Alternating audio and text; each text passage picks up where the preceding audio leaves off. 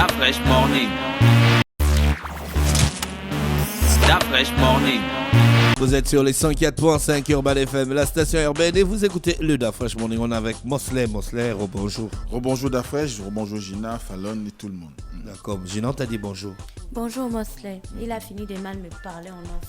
Voilà, comment donc ça? maintenant les problèmes de off, tu amènes ça à l'antenne. Ok. Avec Mais la il robe est pas. fluo. On dit les Laisse-moi bien. On dirait les gilets jaunes. Tu as vu, c'est parce que vous dites les choses comme ça, là, les Nzébi, les trucs. Toute la communauté a déjà... C'est de la xénophobie. Ok. C'est gilet jaune, c'est toi? Oui. Mais moi, je ne fais pas des gilets jaunes des revendications. Toi, tu fais les gilets jaunes de l'amour, comme tous les Nzébi qui se respectent. Elle Ouais. est flamboyante. Elle est flamboyante. Mais j'accepte d'être flamboyante. éblouissante et fière. Je suis éblouissante et fière. C'est dans l'hymne national. Elle est allons ensemble. Ah ouais. Alors, Mosley, on parle de quoi ce matin? Je disais qu'on parlait du conseil municipal qui doit se tenir aujourd'hui. Vous savez que le 17 juin, il y a eu la démission du maire Eugène Mba. Et il a assuré également une période d'intérim. Cette période d'intérim doit arriver à échéance parce qu'on lui avait donné 30 jours. Et les 30 jours étaient pour assurer, comme on dit souvent, les affaires courantes en attendant qu'on organise un nouveau conseil municipal. Alors, ce qui s'est passé, c'est que le 1er juillet dernier, le gouverneur de la province de l'Est-Tuère, Madame Dikumba, a pris un arrêté, notamment l'arrêté numéro 0032-MI-PES-CAB.B, du gouverneur de la province de l'Est-Tuère pour pouvoir convoquer à nouveau la tenue du conseil municipal pour choisir un successeur à Eugène Mba. Et cela tombe quand même à un moment particulier parce que vous savez qu'actuellement, il y a un certain nombre d'informations qui viennent de la mairie, notamment à la suite de la démission d'Eugène Mba. On se souviendra que il y a eu un certain nombre de revendications, notamment de la part des conseillers membres de l'opposition. D'ailleurs, il faut rappeler que le conseil municipal de la commune de Libreville est composé de 151 conseillers. Et de ces conseillers, le PDG est largement majorité avec 79 conseillers membres, ce qui sous-entend qu'il a la possibilité aujourd'hui de pouvoir, à lui seul, sans les alliés, de pouvoir faire en sorte qu'il y ait son candidat soit élu, pour faire plus simple. À ce moment-là, ça se tient à un moment où également, à la suite de la démission d'Eugène Mba, qui avait émis pour raison l'idée qu'il ne voulait pas entacher l'unité de son parti ou encore mettre en mal le fonctionnement normal de la mairie de Libreville, eh bien, il décidait de partir pour donc assurer la cohésion au sein de sa formation politique. Et cela avait quand même, comme je l'avais dit, soulevé quand même un certain nombre de mécontentements, notamment de la part des conseillers membres de l'opposition, qui avaient d'ailleurs initié des recours auprès du Conseil d'État. Et à ce jour, on n'a pas ce retour du Conseil d'État, mais n'empêche que le conseil municipal est en train de se tenir. Parce que dans ce recours, il était question pour ces derniers de remettre en cause l'idée qui veut que l'administration centrale, donc le gouverneur de la province de l'Est-Ouest, s'immisce dans la gestion même de la municipalité, étant donné que selon la loi, il ne revient pas normalement au gouverneur de pouvoir convoquer la tenue du conseil municipal, mais beaucoup plus du président du conseil municipal qui n'est autre que le maire de la commune de Libreville. Alors le processus suit évidemment son cours, puisque même lorsqu'il s'est agi de la démission de Eugène Mba, c'est toujours le gouverneur de la province de l'Est-Ouest qui avait convoqué le conseil municipal.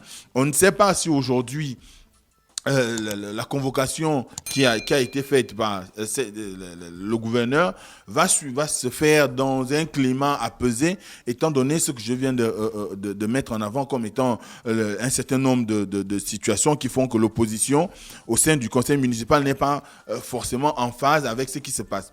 Ensuite, il y a que le PDG lui-même, qui est la formation majoritaire au conseil municipal, a récemment fait le choix de la candidate pour la succession d'Eugène Mba. Notamment, ils ont choisi la personne de Marie-Christine Mbantoutoum.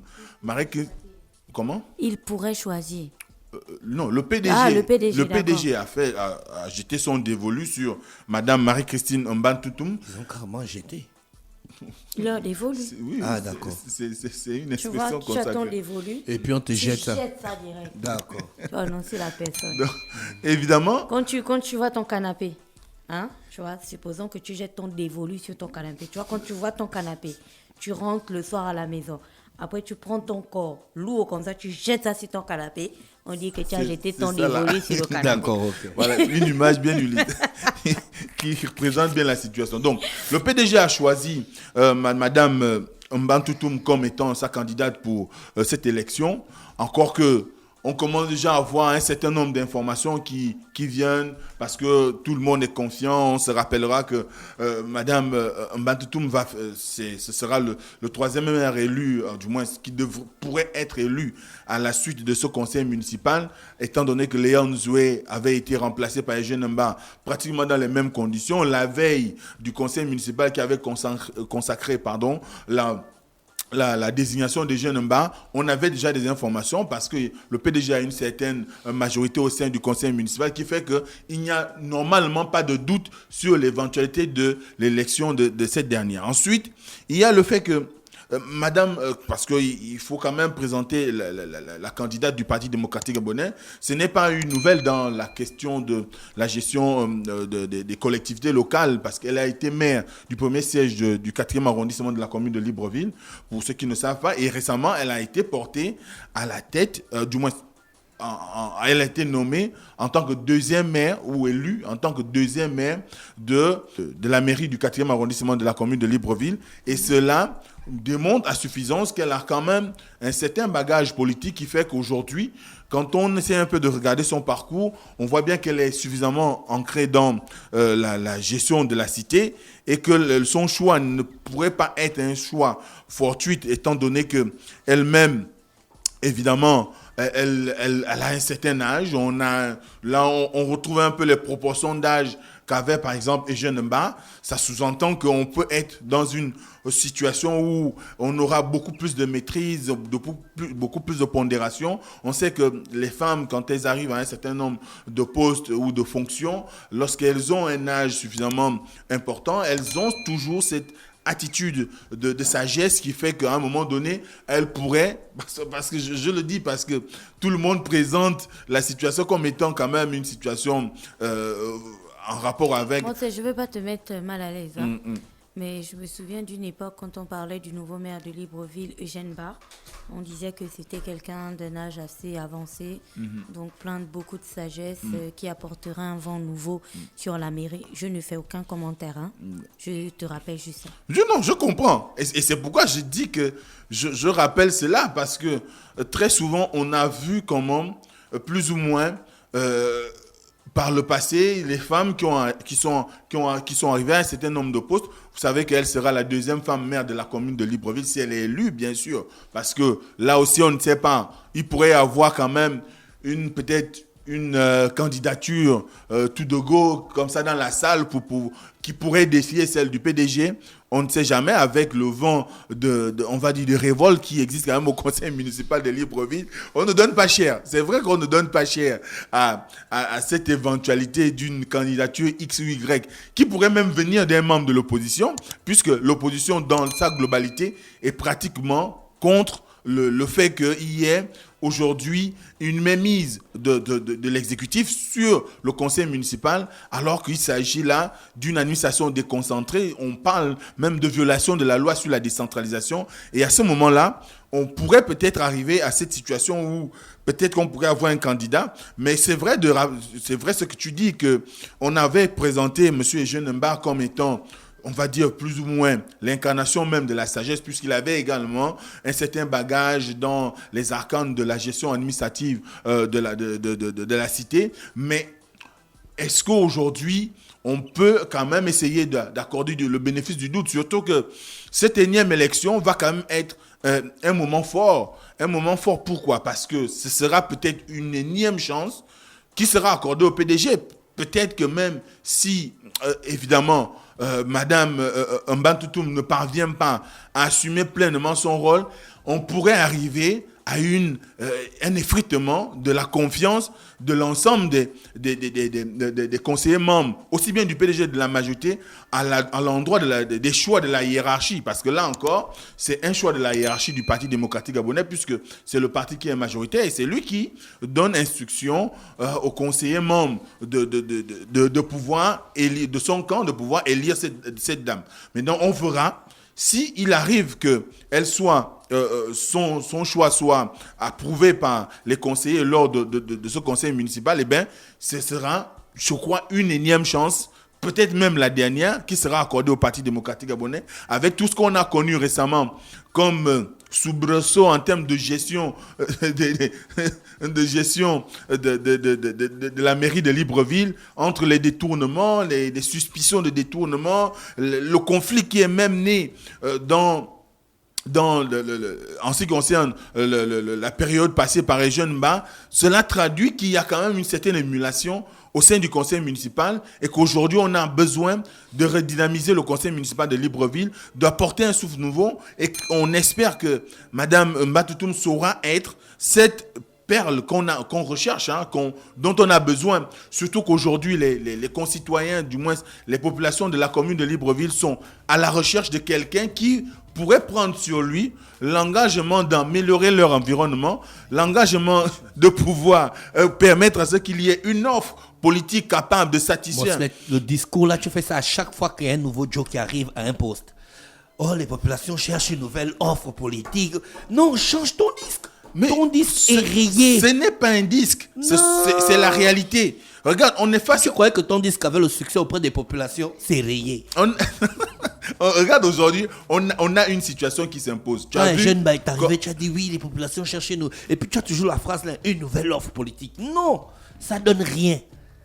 Donc, si ça donne rien, ça veut dire que tu es désabusé. Oui, on abuse de nous.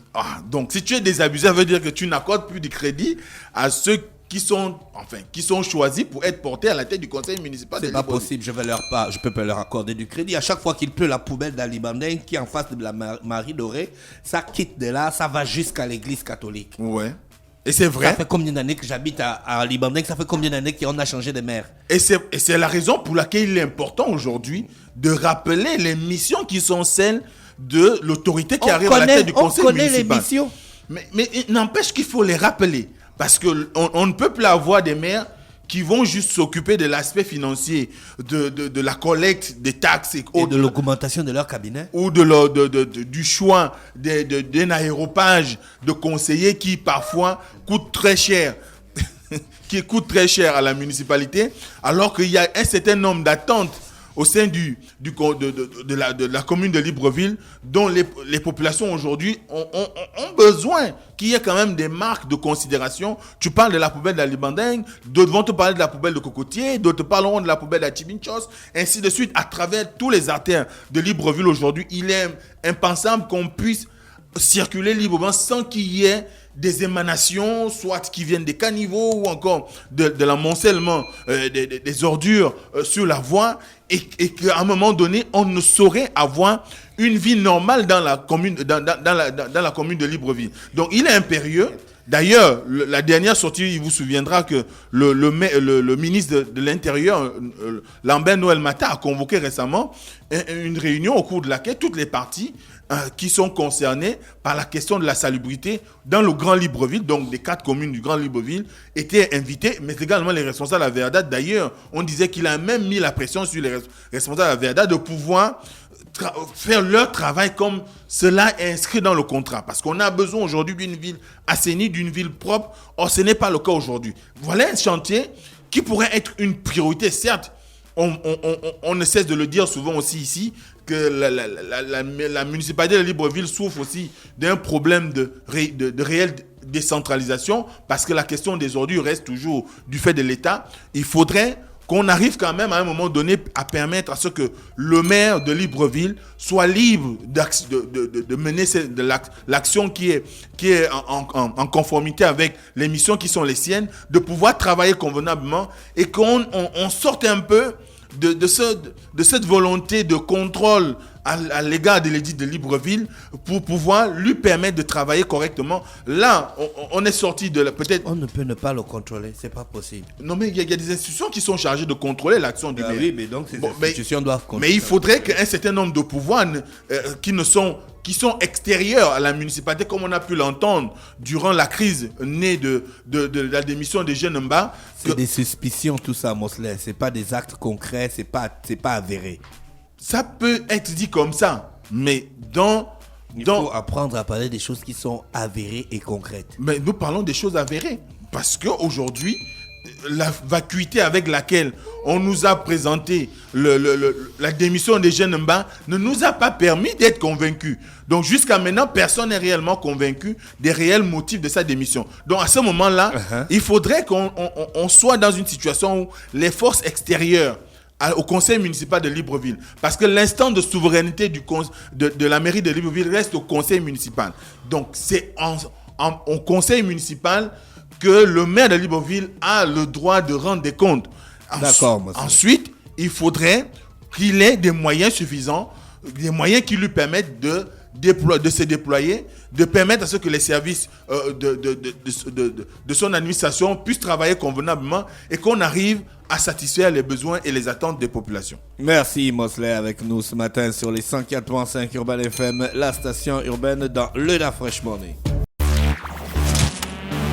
La Fresh Morning.